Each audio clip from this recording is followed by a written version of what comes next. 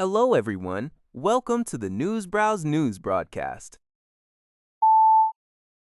A Montreal-based startup, Lodavo, has launched a gamified savings app designed to make financial habits more engaging for young Canadians.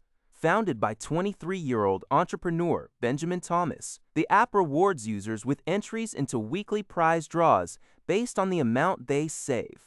Thomas noted that many young people struggle with saving, finding traditional financial tools unappealing.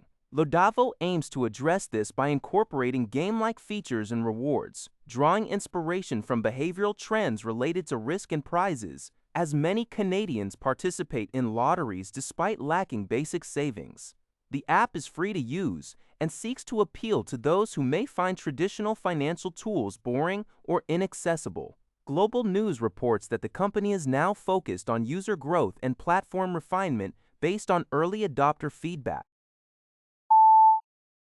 A new study by the Fraser Institute asserts that Quebec's below-market electricity rates are a direct consequence of the structure of Canada's Equalization program, leading to billions more in annual equalization payments for the province. The report, titled "How Hydroelectricity Prices in Quebec Dominate Canada's Equalization Formula," highlights how the program incentivizes hydro-rich provinces, particularly Quebec, to keep energy prices low. This practice reduces resource revenue collected from consumers but increases equalization payments received from the federal government. For instance, if Quebec raised its hydro prices by 4 cents per kilowatt hour, its resource revenues would increase by an estimated $7.69 billion formula, consequently reducing equalization payments to the province by approximately $3.65 billion in the current year. The Fraser Institute argues that because Quebec is the largest recipient of equalization funds, its electricity pricing significantly impacts the entire program and the distribution of funds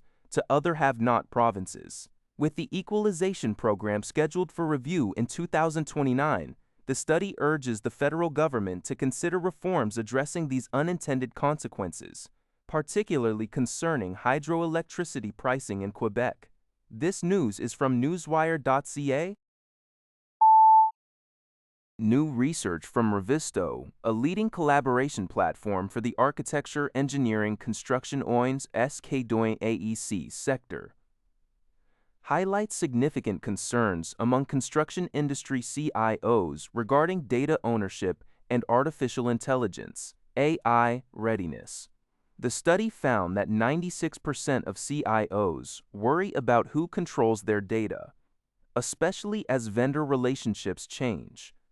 The biggest hurdle to AI adoption is identified as regulatory uncertainty, cited by 24% of respondents, followed by limited digital skills, 23%, and integration issues, 17%. This indicates a substantial gap between the industry's interest in AI and its readiness to leverage it effectively.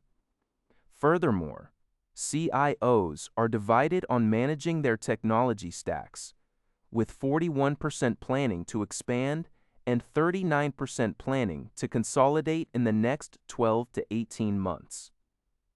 This comes as the industry faces persistent project delivery challenges, with 92% experiencing cost overruns of 6% or more. Industry leaders emphasize that the focus should shift from acquiring more technology to better control over existing systems and robust data governance.